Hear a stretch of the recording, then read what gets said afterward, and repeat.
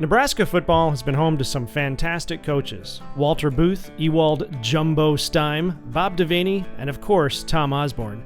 Each of these coaches had an 80% plus winning average. In 2011, when Nebraska joined the Big Ten, expectations were high. Several pundits believed they would dominate the conference, and under Bo Pelini, they started strong, but then the bottom fell out. Since 2017, no bowl games, no championships, and only ranked for 2 weeks.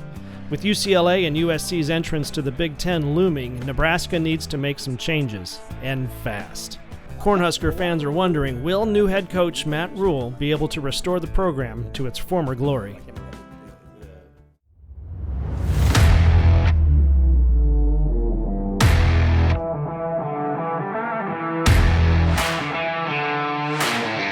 To victory and ruin.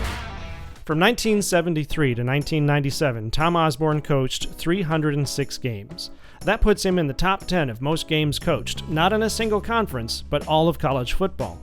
With all those games, he still had a winning average of 83%, 254 wins, 49 losses, and only 3 ties. That's a 5-to-1 win ratio. It's better than Michigan's Bo Schembechler, Ohio State's Woody Hayes, and Penn State's Joe Paterno.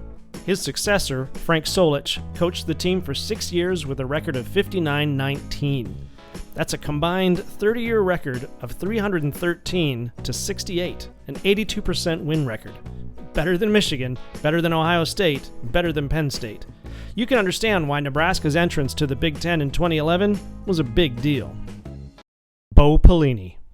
Pedals back, good protection, up over the top, he goes! Oh, what a catch! Bo Pelini started as head coach of Nebraska in 2008. By the time Nebraska joined the Big Ten, Nebraska had a 29-12 record, 2 spots in the Big 12 championship game, and 3 bowl appearances, including a win in the Gator Bowl. On the fingertips!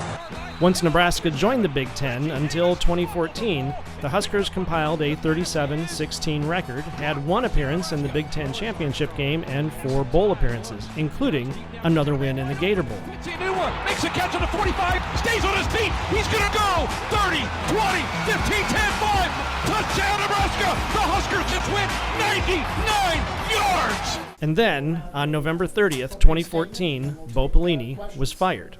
Last night, after consulting with Chancellor Perlman, I made the decision that our university needs new leadership in our football program, and I informed Coach Pelini of my decision this morning. Either he couldn't win the games that mattered most, or he was verbally abusive to the athletic administrator. Stories vary. Pelini was followed by interim coach Barney Cotton and unimpressive head coach Mike Riley. Scott Frost.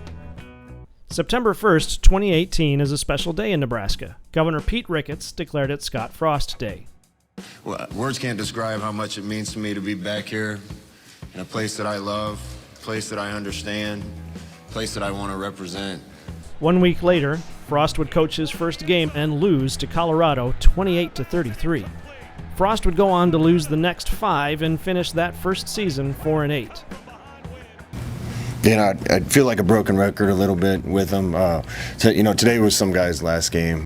On September 11th, just 3 games into the 2022 season and 10 days after the last Scott Frost Day, Frost was fired. I met with Scott at 11 o'clock and informed him, I want you to know that Scott was extremely collegial, and he understood. Interim coach Mickey Joseph stepped up but couldn't get the team back on track. He was fired by the end of the 22 season for other reasons. Now you know where Nebraska's been, let's look to the future. Matt Rhule. Matt Rhule played college ball at Penn State in the mid-90s and has been in football ever since. He had various coaching jobs at Penn State, Albright, Buffalo, UCLA, and Western Carolina before he landed at Temple University. Temple. From 2006 to 2011, Matt was a defensive line coach, quarterback coach, offensive coordinator, and a tight end coach, but his aspirations went higher. In 2010, head coach Al Golden left Temple for the University of Miami. Rhule applied for the vacant head coaching job, but Temple University overlooked him and went for an outside hire, Steve Addazio. At the time, Addazio was an assistant coach at the University of Florida. He was older and more experienced than Matt, and the AD at Temple hoped this would translate to more wins. Matt Rhule didn't stick around to find out. He took a job in the NFL as the offensive line coach for the New York Giants. It didn't last long. Meanwhile, in Adazio's second year, Temple moved to the Big East Conference. After a disappointing 2012 season, Adazio ditched Temple for Boston College, and Temple once again needed a head coach. Several veteran players wanted Rhule to come back, and Rhule himself called the head coaching job at Temple his dream job. On December 17, 2012, Matt Rhule began his head coaching career. 2013. Temple changes conferences again and moves to the American Athletic Conference. Matt Rhule's Owls struggle and finish the season with a disappointing 2-10 record. Some of the blame falls on Adazio for leaving the program in shambles. 2014. In 2014, the Owls improved to 6-6 on the season with a notable win against conference opponent number 21, East Carolina. Third ever win against a ranked team. They defeat East Carolina 20-10. Unfortunately, even with 6 wins, Temple was not invited to a bowl game. 2015. 2015 was a breakthrough season for Matt Rhule and the Owls. It's the first 7-0 start for Temple, ever. The first win against Penn State since 1941, and the first ranking in the AP since 1979. Temple wins the newly created East Division, but loses the championship game to Houston.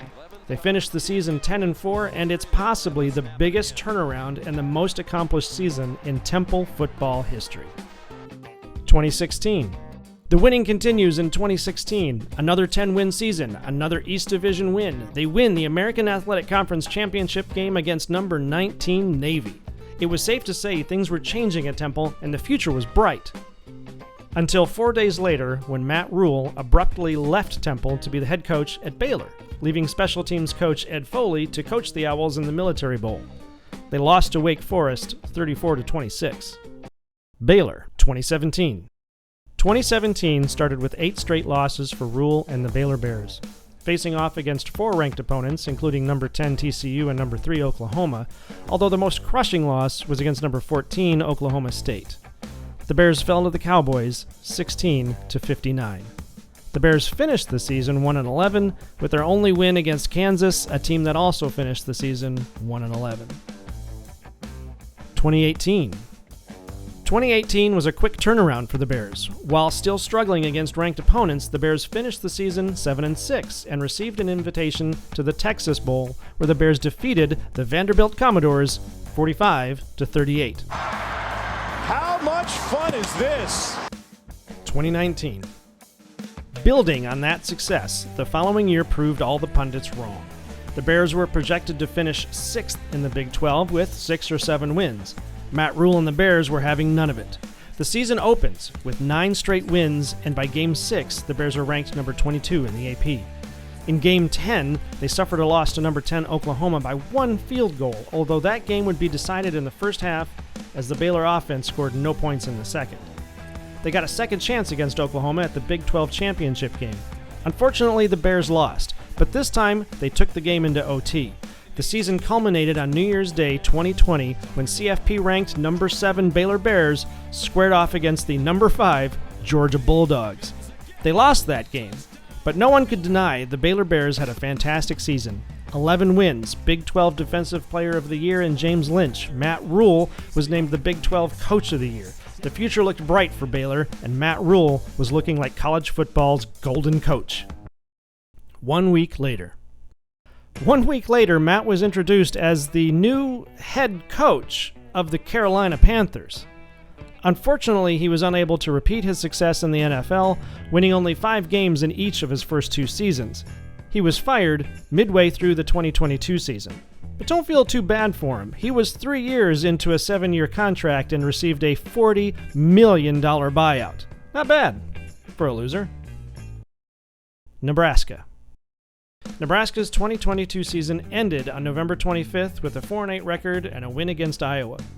Today's a great day. Today's obviously a great day for our football program.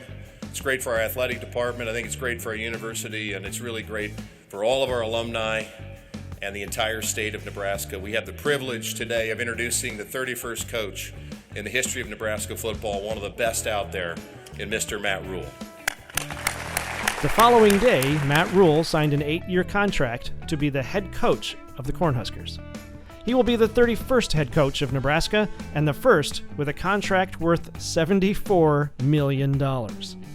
Matt Rhule's future at Nebraska. Matt Rhule's record leads us at Team Rivalry to believe in 3 to 4 years Nebraska will be a winning team and possibly one of the top 4 teams of the Big Ten. UCLA and USC will temper their dreams a little bit, but Rhule will overcome, and Nebraska will be triumphant.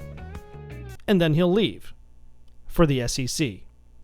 That's how we see Matt Rhule's destiny playing out at Nebraska. Thanks for watching. We'd appreciate it if you'd leave a like, a comment, and subscribe. And as long as you're leaving a comment, liking, and subscribing, let us know how you see Matt Rhule's destiny playing out at Nebraska.